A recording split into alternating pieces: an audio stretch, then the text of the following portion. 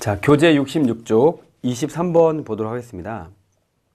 자, 비교적 최근 기출문제고, 자, 보시면 다음 대화의 내용이 참일 때 거짓인 것은 이라는 문제인데요. 자, A부터 F까지 6명이 있다.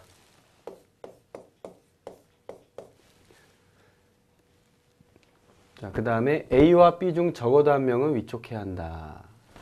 이렇게 되겠죠.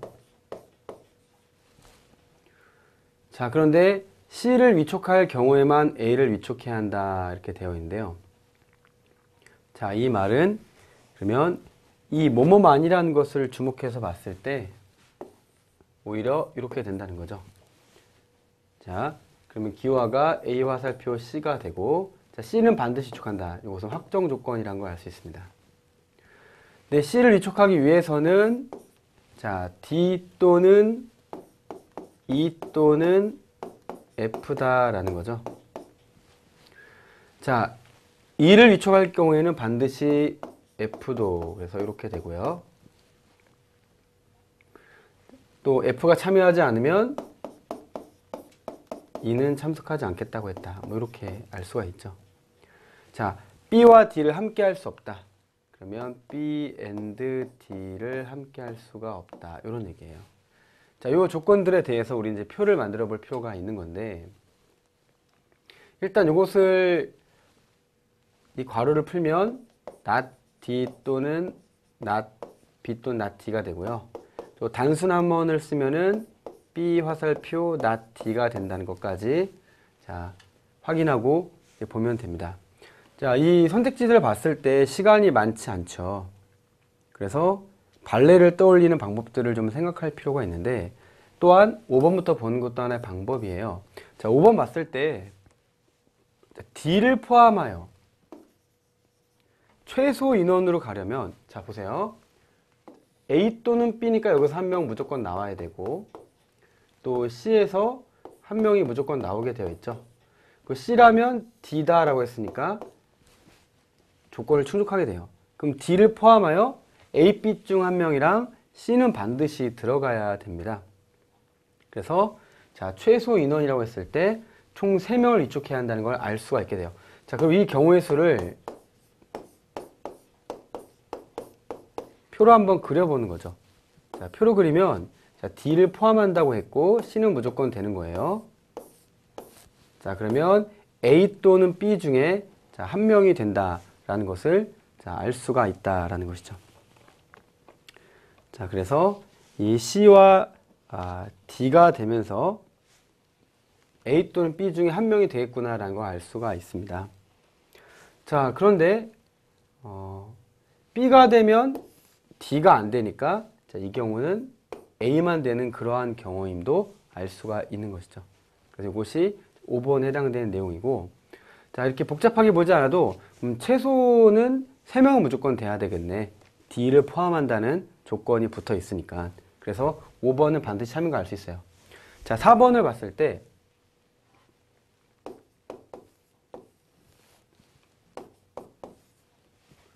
자, D와 E 중 적어도 한 사람은 위촉해야 한다라고 되어 있는데, 자, 여기서 우리는 발레라는 것을 떠올려 볼 수가 있다는 것이죠. 자, 그러면 발레라는 것은 이 4번이 D 또는 E라고 볼 수 있고, 발레라는 것은 D도 안 되고 E도 안 되는 거예요.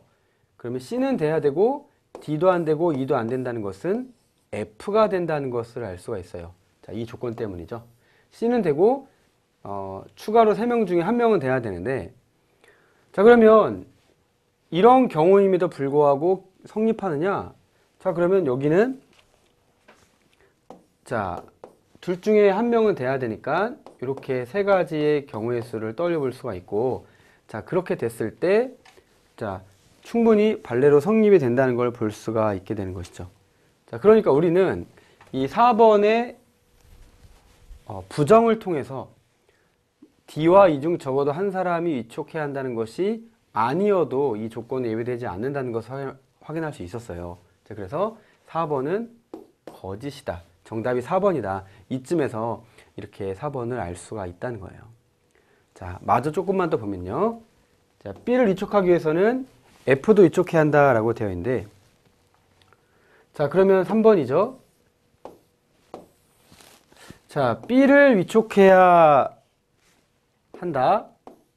자, 그리고 F도 위촉해야 한다라는 걸 보기 위해서 일단은 C가 있습니다. 자, C가 있는데, 자, 보시면 B라고 하면은 자, not D가 되죠. B면 not D가 됩니다.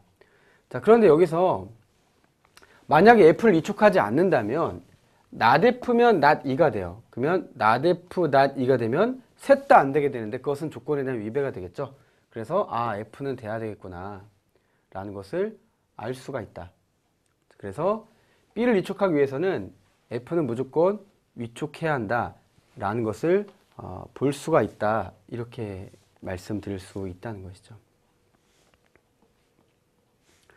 자, 그 다음에 이제 2번인데요. A는 위촉되지 않을 수 있다라는 것도 발례를 생각해 볼 수가 있습니다.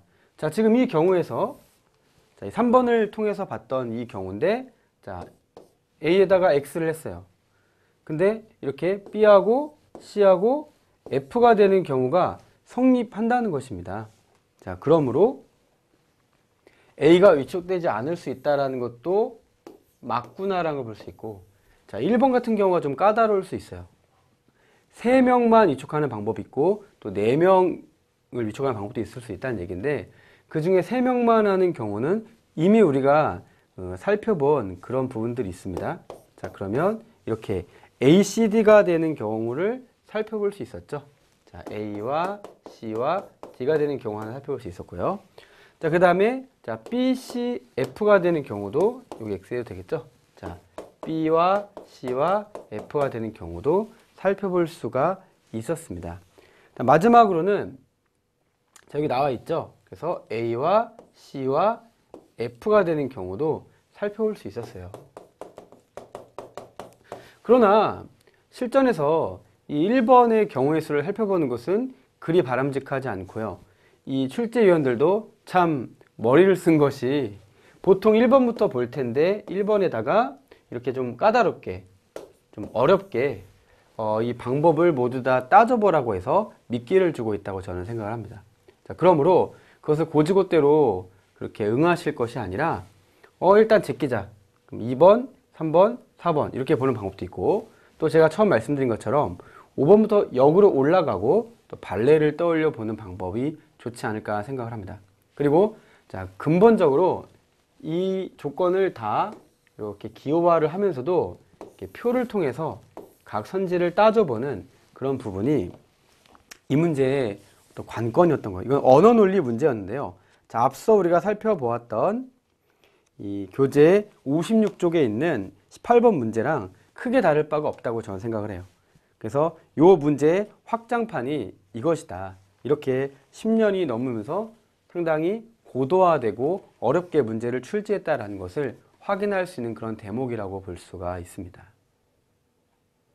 이렇게 기호와 더하기 표를 통해서 문제를 좀 더 효과적으로 푸는 방법에 대해서 말씀드려 보았습니다.